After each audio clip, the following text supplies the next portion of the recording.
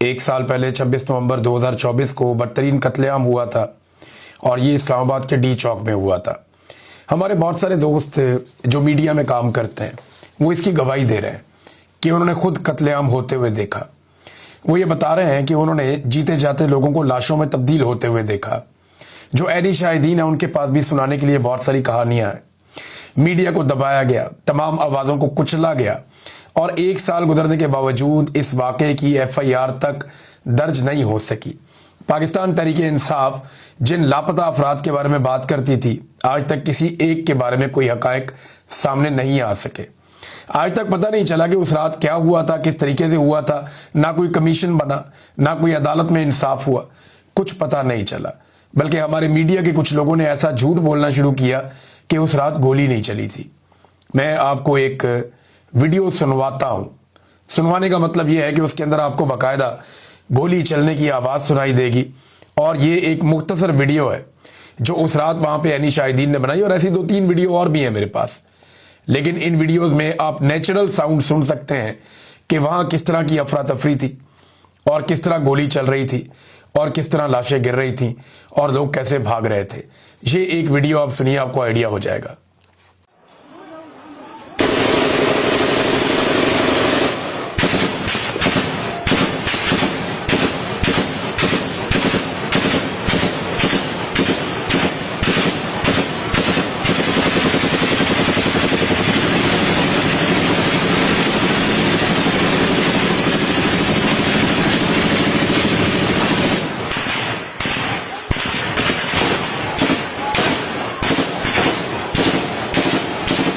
ये एक वीडियो है, मेरे पास ऐसी यहाँ पे 2-3 वीडियोस मौजूद हैं जिनमें साफ आवाज़ें सुनाई दे रही हैं। बड़ी गन्स भी चल रही हैं, छोटी गन्स भी चल रही हैं। और कैसा ब्लैकआउट था, कैसा खौफनाक दिन था वो, और कैसी रात थी वो जब गोलियां चलाई गई और बाद में एक क्लीनिंग ऑपरेशन किया गया, जिसके बाद खून के धब्बे भी नहीं थे, कुछ भी नहीं था। लेकिन एक खौफ व हरास था जो इस्लामाबाद की फिजाओं में बड़े लंबे अरसे तक रहा। ये कत्लेआम करने वालों ने कर तो दिया, लेकिन इसमें जो मासूम और निहत्थे लोग मारे गए, वो कत्ल और वो खून के धब्बे उनके दामन पे हमेशा रहेंगे। ऐसा नहीं है कि ये लोग बच जाएंगे, इनको नींदें नहीं आएंगी, इनकी नस्लें रुल जाएंगी। जिन्होंने नाहक खून बहाया है वो इसकी कीमत अदा करेंगे, इस दुनिया में भी, अगली दुनिया में भी। क्योंकि किसी को नाहक कत्ल कर देना ये इतना बड़ा जुर्म है अल्लाह रब्बुल इज़्ज़त के नज़दीक कि इसकी सज़ा से आदमी बच नहीं सकता। अब जिन्होंने ये किया उन्हें भुगतना पड़ेगा। नादरीन, इमरान खान साहब की बहनों ने गुज़िश्ता रात धरना दिया। लगभग 9 घंटे तक ये धरना चला अडियाला जेल के बाहर, लेकिन इमरान खान साहब की मुलाकात नहीं करवाई गई। मैंने आपसे कहा था कि नवंबर का महीना ऐसा ही गुजरेगा, ये इमरान खान की मुलाकातें नहीं करवाएंगे। वजह यह है कि आसिम मुनीर साहब को एक एक्सटेंशन ताहयात मुराआत और ताहयात इस्तिस्ना चाहिए। उसके लिए वो आईनी तरमीम कर चुके हैं, लेकिन जब तक सारा काम मुकम्मल नहीं हो जाता तब तक वो इस बात का रिस्क नहीं ले सकते कि इमरान खान साहब का जेल से बाहर कोई वाज़े पैगाम या कोई स्टेटमेंट आए। अब अंदाज़ा कीजिए कि इमरान खान जेल में बंद है, वहाँ से एक बयान आने से ये लोग इतना डरते हैं, तो क्या ये इमरान खान को बाहर छोड़ने का रिस्क लेंगे? मैं आपको कई मरतबा पहले कह चुका हूँ। गुज़िश्ता साल हमें कोर्ट रिपोर्टर्स बताते थे, वकला बताते थे, और सबका ये कहना था कि इमरान खान साहब के ऊपर बनाए गए केसेस बड़े कमज़ोर हैं। इन्होंने इलेक्शन जीत लिया 2 नंबरी करके, इन्होंने अपना बजट भी पास कर लिया, तो अगस्त सितंबर तक इमरान खान साहब की रिहाई हो जाएगी, ये बातें कही जाती थी। और हमें उस पर यकीन भी आता था क्योंकि कानूनी नुक्ता नज़र से केसेस के अंदर कुछ था भी नहीं। लेकिन अब हमें पूरी तरह इस बात का यकीन है, और कोई भी आदमी जिसको थोड़ी सी भी अक्ल है वो ये बात समझ सकता है कि पाकिस्तान की मिलिट्री एस्टेब्लिशमेंट, ख़ास तौर पे फील्ड मार्शल आसिम मुनीर और जो अभी पूरा का पूरा रिजीम काम कर रहा है, वो ये समझते हैं कि इमरान खान उनके लिए एक बहुत बड़ा ख़तरा है और वो इमरान खान को आज़ाद करने का रिस्क कभी नहीं लेंगे। ख़ास तौर पर उस वक्त जब इमरान खान साहब का पाकिस्तान में तोती बोलता है, उस वक्त जब इमरान खान साहब पूरे पाकिस्तान की सबसे मकबूल लीडरशिप हैं, और अगर उन्हें छोड़ दिया तो पूरे पाकिस्तान को वो कंट्रोल करेंगे। तो बगैर डील के वो छोड़ नहीं सकते और डील इमरान खान साहब कर नहीं सकते। डील इमरान खान साहब इसलिए भी नहीं कर सकते कि उनको भी इस बात का आइडिया है कि उन्होंने बड़ी कुर्बानी दे दी है, उनकी फैमिली ने और उनके कारकुनों ने भी बड़ी कुर्बानी दे दी है। और इतनी बड़ी कुर्बानियां देने के बाद कोई भी लीडर कभी डील कर नहीं सकता, उसके रास्ते खुद ही बंद हो जाते हैं। और वो इमरान खान है। वो वैसे भी उनके बड़े प्रॉब्लम्स हैं, उनकी अपनी शख्सियत, उनका अपना करैक्टर ऐसा है कि वहां पे वो डील के बारे में सोच भी नहीं सकते। लिहाजा सबके लिए रास्ते बंद हो गए, लेकिन एक रास्ता खुला और वो पाकिस्तान की आवाम के लिए। जब कभी पाकिस्तान की आवाम ने अपनी जिंदगी में से 1-2 दिन निकाल लिए, उस दिन इमरान खान साहब भी बाहर आ जाएंगे, उस दिन पाकिस्तानियों का मैंडेट भी वापस आ जाएगा, उस दिन जालिमों, जाबरों, इन सब की हुकूमतें भी खत्म हो जाएंगी। उस दिन पाकिस्तान के अंदर से जो लूट मार और जो डकैती मारी जा रही है पाकिस्तानियों के बजट पे, वो भी बंद हो जाएगी। पाकिस्तानियों को सिर्फ 2 दिन के लिए टाइम निकालना पड़ेगा और एक बड़ी हिकमत अमली के तहत पूरे पाकिस्तान को बाहर आना पड़ेगा। जब तक पूरा पाकिस्तान बाहर नहीं आएगा, पाकिस्तान बदलेगा नहीं, पाकिस्तान आगे नहीं बढ़ेगा। और पूरा पाकिस्तान ही बाहर आकर इस निज़ाम को तब्दील कर सकता है या हालात को बेहतर कर सकता है। सुहेल अफरीदी साहब पे लगातार अटैक हो रहा है। अच्छा, मैं ये आपको बता दूंगा, इमरान खान साहब की बहनें जो हैं वो, उन्होंने धरना खत्म किया, वो बैठ गई वहां पे पहले तो धरना देकर। उन्होंने कहा जी मुलाकात करवाएं इमरान खान से। फिर उनके साथ बड़े मुज़ाकरात किए, पुलिस वगैरह भी आई, वहां झड़पें भी होती रही, लेकिन कारकुनों की तादाद इस मरतबा बहुत ज्यादा थी। अल्लामा राजा नासिर अब्बास साहब, शाहिद खटक साहब, मीना खान अफरीदी और दीगर कुछ MPs MNAs ये रात गए तक वहां पे मौजूद रहे। शौकत बसरा भी उनके अंदर एक शामिल है और दीगर लोग भी। खवातीन की एक बड़ी तादाद इमरान खान की बहनों के साथ मौजूद थी।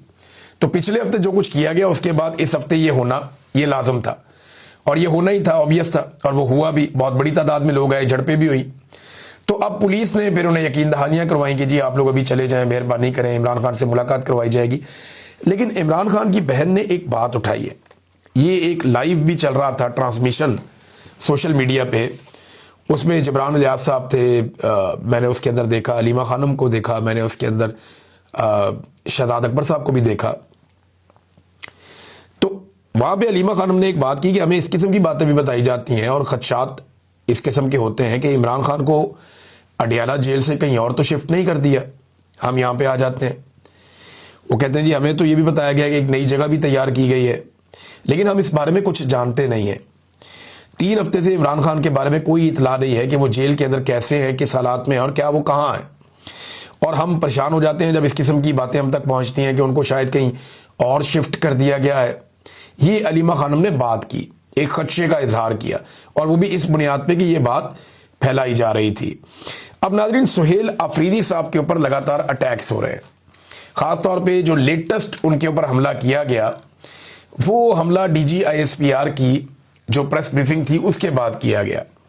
यानी इन्होंने अहमद चौधरी साहब ने एक ब्रीफिंग दी मीडिया को, उसके बाद जो बातें उठाई गई वो उठाई गई जनाब के सारा कुछ ही वज़ीर आला के खाते में। यानी दहशतगर्दी का गढ़ जो है वो सुहेल अफरीदी का इलाका है, वहाँ से दहशतगर्द आते हैं ये कहा जाता है। फिर ये कहा जाता है जी मनशियात भी इनकी, स्मगलिंग भी इनकी, दहशतगर्दी से भी इनका लिंक। तो इस किस्म की चीज़ें करके सुहेल अफरीदी को बार बार दीवार के साथ लगाया जाता है। सुहेल अफरीदी ने एक वीडियो पैगाम जारी किया है और ये जो वीडियो पैगाम है ये बहुत इंपॉर्टेंट है, क्योंकि इसमें 2 चीज़ें जब मैंने पढ़ी और मैंने सुनी उनके अपने मुंह से तो मुझे समझ आ गया कि अब ये उसी तरफ जा रहे हैं जो बात मैंने आपसे चंद माह पहले कही थी।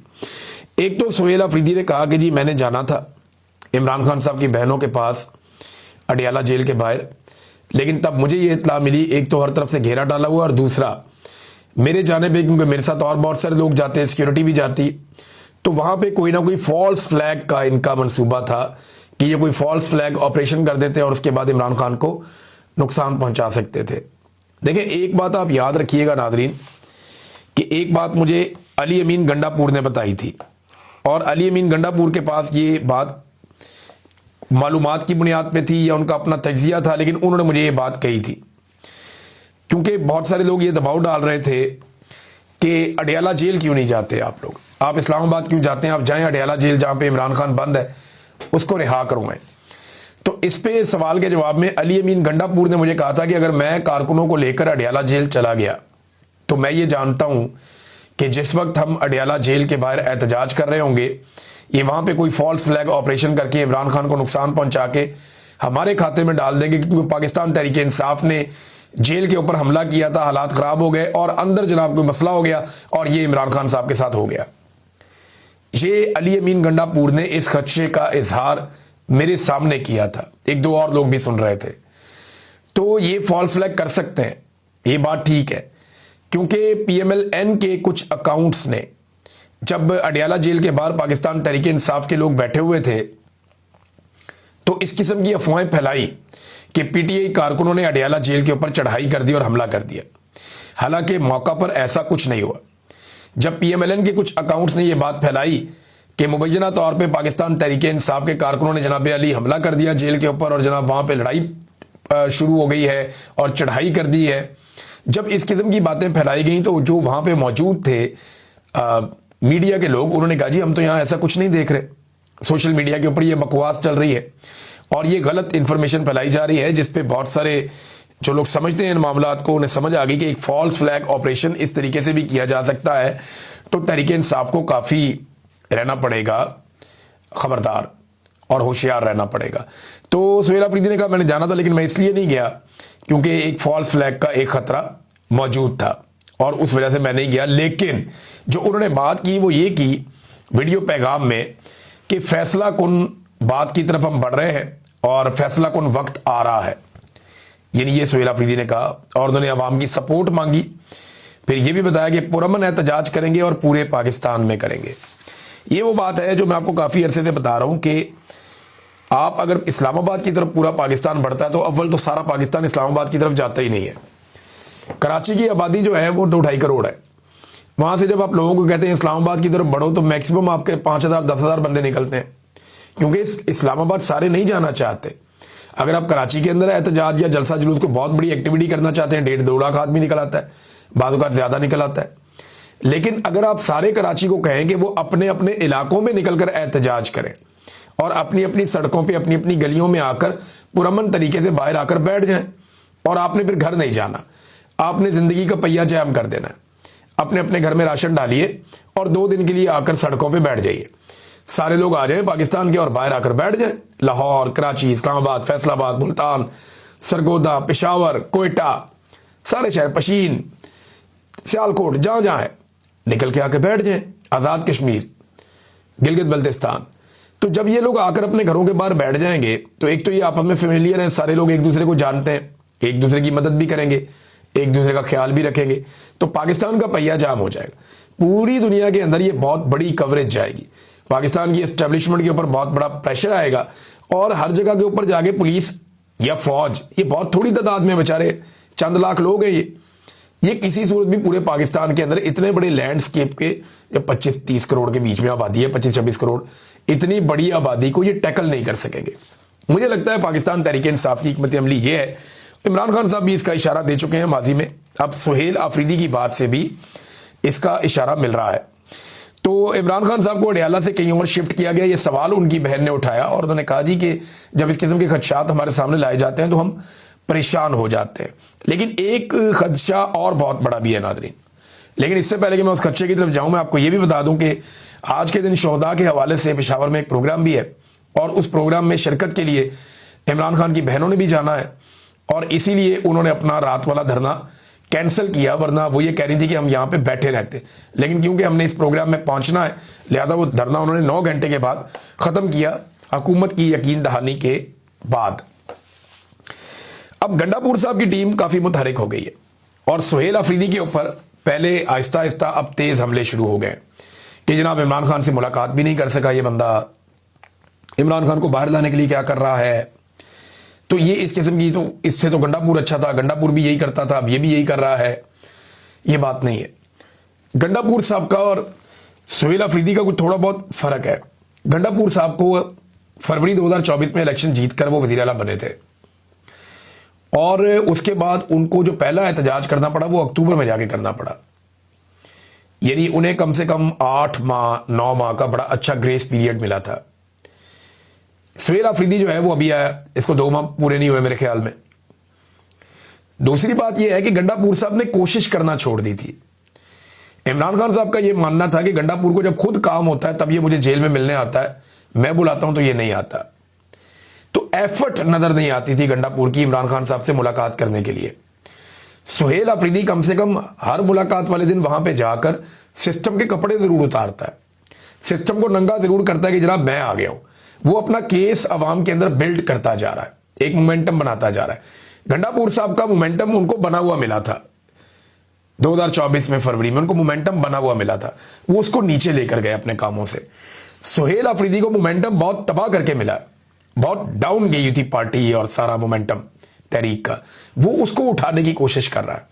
अब कुछ हद तक उठा है वो, लेकिन उस लेवल पे अभी भी नहीं पहुंचा जहां पे पिछले साल अक्टूबर नवंबर में पाकिस्तान तहरीक इंसाफ का एक मोमेंटम बना हुआ था। लेकिन जिस रफ्तार से ये लोग चल रहे हैं, बहुत जल्दी ये बहुत बड़ी तहरीक खड़ी करने के काबिल मुझे लगता है कि हो जाएंगे।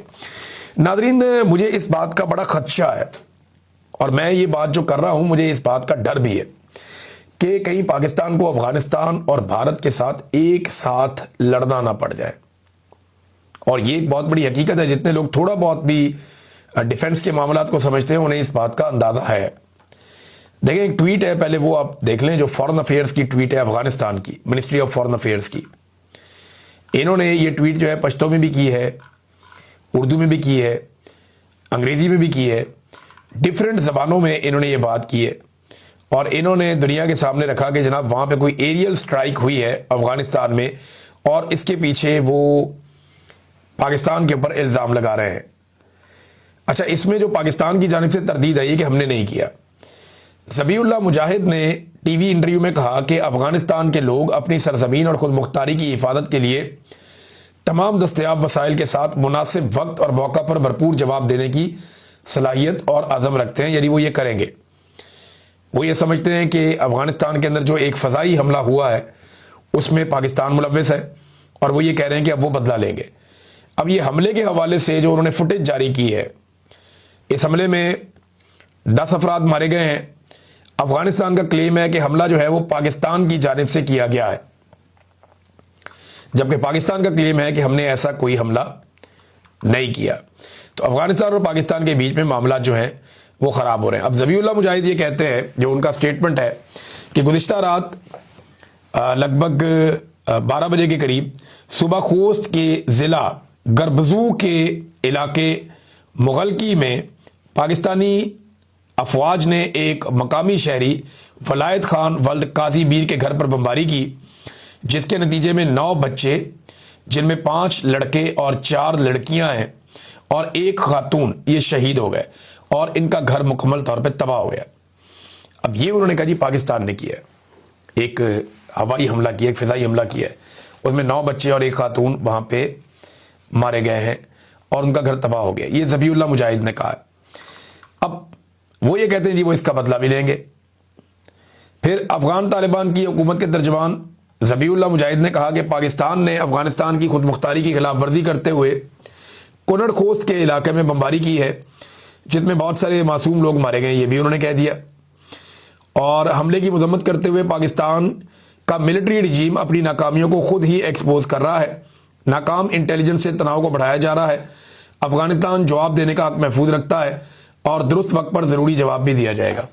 अब देखें, पाकिस्तान की और अफगानिस्तान की दुश्मनी बढ़ती जा रही है, जबकि अफगानिस्तान की दुनिया के कई ममालिक के साथ कुर्बतें भी बढ़ती जा रही हैं। इस वक्त अफगानिस्तान के 6 हमसाया ममालिक हैं, 6 में से 5 के साथ उसके बेहतरीन ताल्लुकात चल रहे हैं। सिर्फ पाकिस्तान के साथ उसके ताल्लुकात ख़राब हैं। इंडिया के साथ अफगानिस्तान प्यार की पींगे बढ़ा चुका है, ताल्लुकात बहुत अच्छे चल रहे हैं। चाइना के साथ, रशिया के साथ भी उनके ताल्लुकात ठीक चल रहे हैं। अरब ममालिक और तुर्की के साथ भी अफगानिस्तान के ताल्लुकात काफ़ी बेहतर हो चुके हैं। यूएई वगैरह जो है वो वहाँ पे अब सफारत खाने खोलने का भी सोच रहे हैं। तो पाकिस्तान ने अगर अफगानिस्तान के खिलाफ कोई एक्टिविटी करनी थी तो उस वक्त करनी थी जब वहाँ पे तालिबान रजीम आया था। इतना डिले करने के बाद जब दुनिया के लिए वो एक्सेप्टेबल हो गए, तब पाकिस्तान उनके साथ झगड़ा करने जा रहा है। मेरे ख्याल में इस वक्त होना ये चाहिए था कि पाकिस्तान और अफगानिस्तान दोनों ममालिक मिलकर दहशतगर्दों के खिलाफ कार्रवाइयाँ करते, लेकिन बदकिस्मती से दोनों ममालिक के बीच में लगातार ताल्लुकात ख़राब होते चले जा रहे हैं। DGISPR का स्टेटमेंट हो, ख्वाजा आसिफ का स्टेटमेंट हो, या फिर अफगानिस्तान की जो तालिबान हुकूमत है उनका स्टेटमेंट हो, ये फ्यूलिंग कर रहे हैं दोनों के ख़राब ताल्लुकात के ऊपर। और ख्वाजा आसिफ ने तो ये भी स्टेटमेंट दिया है कि तालिबान का जो नाकिस रजीम है इससे अब कोई उम्मीद नहीं है। ये इन्होंने एक टीवी चैनल को इंटरव्यू देते हुए भी कहा, डिजिटल टीवी चैनल, उसको इन्होंने इंटरव्यू देते हुए कहा। ख्वाजा आसिफ ने, वैसे ये एस्टेब्लिशमेंट का चैनल है, एस्टेब्लिशमेंट के एक बाद एक चैनल आ रहे हैं, अभी कुछ टिकटॉकर्स हैं, उनके भी चैनल्स लॉन्च किए जा रहे हैं कि मज़ीद चैनल्स आएंगे। तो ठीक है, जितने ज़्यादा चैनल होंगे उतनी ज़्यादा एम्प्लॉयमेंट बढ़ेगी। लेकिन अगर एस्टेब्लिशमेंट को ये लगता है कि वो ऐसे डिजिटल प्लेटफॉर्म्स के ज़रिए से अपने बयानिए को फ़रोग देंगे या अपना बयानिया पाकिस्तानियों को बेच लेंगे, तो ये इंटरटेनमेंट तो हो सकती है पाकिस्तानियों के लिए, लेकिन बयानिया हमेशा बनता है लॉजिक के साथ, दलील के साथ।